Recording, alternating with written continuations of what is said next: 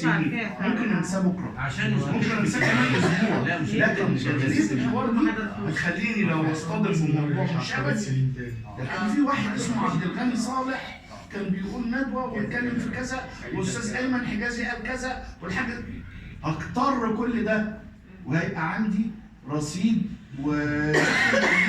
من المعلومات والتراكم انا المعلومات. هقول لحضرتك حاجه بمناسبه دي يا حاج سيد، يا استاذ محمد محفوظ. عندي حلول بس هقولها لحضرتك. طيب ماشي. بس في حضرتك الحوار الجيد يوصلك للي انت عايزه، بمعنى ايه؟ مين مدخن هنا يا جماعه؟ لا بندخن بره بس في كله جاي. لو سمحت يا استاذ اشرف. يا استاذه سوسن معانا، استاذ رمضان. في ندوه تحدد لي عنوانها يا استاذ عبد الرحمن، التعليم في مصر بين الواقع والمأمول. في التلفزيون قناه الدل. شوف العنوان ايه؟ خطيره جدا جدا. وانا رايح التلفزيون ونيتي مش هجاوب على السؤال مباشر، لان هجاوب مش هكسب، ما ينفعش تكسب. تعريف. ما ينفعش تكسب بقى. فالوقت الحلقه 45 دقيقه. اشهد الله ان انا خلصت الحلقه والمخرج خلاص بيديك بقى قبلها حيثيا ان باقي عشان الوقت دقيقه 2 3 عشان الوقت عشان تختم الحلقه بتاعتك. اشهد الله ان انا نهيت الحلقه وما جاوبت على السؤال. وكل كلامي في التعليم. فبعد ما خلصت المذيعه ضحكت قالت لي انت زي ما بالمعنى البلدي توهتنا انت ضحكت علينا وتوهتنا وما جاوبتش.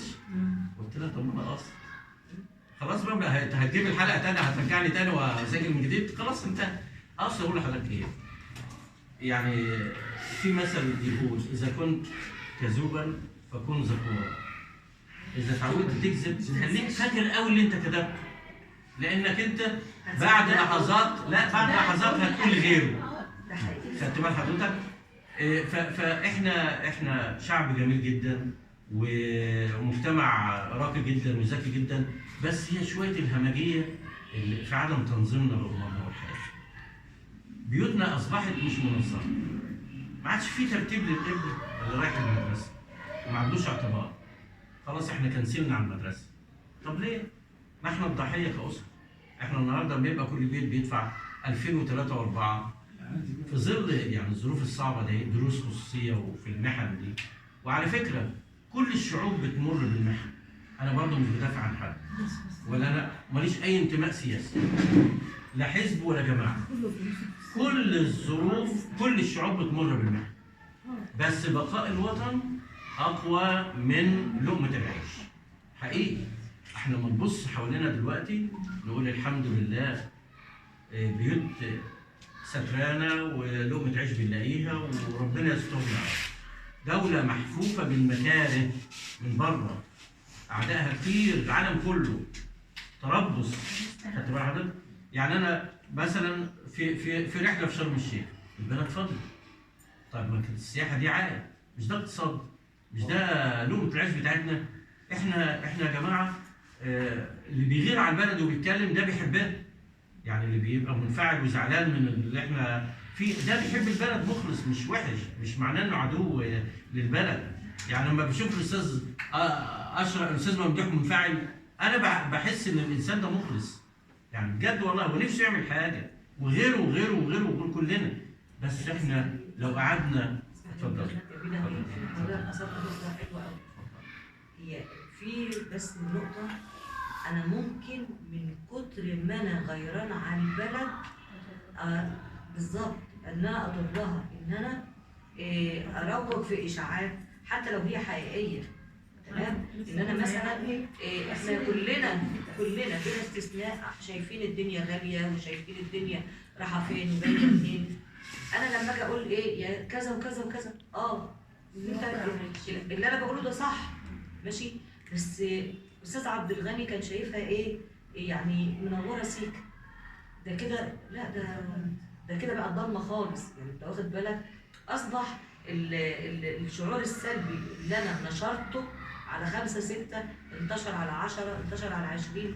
ده سريع قوي على فكره. سلبيه سريعه قوي. ده اللي احنا بنتكلم فيه. ماشي، ما هو انت برضه لو بصينا اكتر واسرع من الطاقه الايجابيه. ده حقيقي فعلا في التوقيت ده بالذات، لان احنا اصلا مهيئين نفسنا لده. الشيخ الشعراوي نفسه لما كان بيقول لك انا لما احس نفسي بتعلى او بحس بحاجه كنت بقف قدام اي حمام اخش امسح. انا دلوقتي لما احس بالضيق جوه بلدي، ما انا اشوف فلسطين، اشوف العراق بقت عامله ازاي، اشوف بقول كده والله يا استاذ اشرف. يعني انت فاهماني؟ اللي هي الفكره كلها فكر. يكفي ان انت فعلا في حاجة كمان، بتنزل من بيتك تجيب طلباتك. استاذ انا كفايه ان انا قاعد في بيتي. استاذ اشرف، استاذ اشرف، بعد اذن حضرتك، انا اول حاجه والله ممكن تستغرب، كلنا بنعاني طبعا. صح؟ مش هتكلم يعني بقى، مستويات مختلفة. انا غير كل انا عايز اقول لحضرتك حاجه، انا كنت متعود اكل فرخه انا وولادي، احنا 3 مثلا موجودين حاليا، اكل نص مش ربع. لا مش هتكلم. طيب هاكل اجيب ورك واقسمه علينا حسب ظروفي الماديه اقصد. كل الناس عايشه بمعنى ايه؟ وتعبانه برضه وتعبانه، بس دايما كل محنه ربنا سبحانه وتعالى بيكافئنا عليها بمنحه. والله ما هو كلام لا دجل ولا شعر، انا مانيش مسؤول في البلد دلوقتي، انا واحد منكم واخوكم واقل واحد في الموجودين. بس انا دايما بقول يا استاذ ممدوح، يعني انا بنتي الكبيره اللي بعد محمد دي طبيبه اسنان في وحده ريفيه، ففي يوم من الايام والله بقول لها كده، بصي يا دكتوره منى، انا هقول لك حاجه هتستغربيها، ابقي خدي معاكي، ساعات تقول لي يا بابا مفيش مثلا حشو خامات، مفيش كذا ومش كذا، ويجي وما يلاقيش شغل والكلام ده. يا بنتي على قد ما تقدري تساعدي حد ضعيف ساعديه. انت ما مثلا ربنا ميسر امورك وانت وزوجك مبسوطين، يبقى خلي معاكي دايما حاجه خاصه بيكي. كلمه ايجابيه بتقوم تشيل، هي تنسى خالص ان ما فيش خامات عندها وما فيش كذا، وتبقى قدر الامكان عايزه تساعد.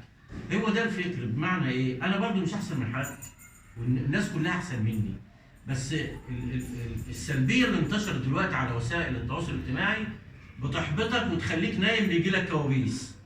احنا مش كده، والله ما احنا كده، والله ما احنا كده. هتقول لي انت راضي عن، لا مش راضي. يعني في حاجات مش راضي ومتبادل فيها زي اي واحد في المجتمع. خدت بالك؟ بس ده هل ده يخلينا يعني نعمل في بلادنا حاجه مش كويسه؟ لا لا والله. لو انا كنت عايش حياتي والله هو انا بيزعل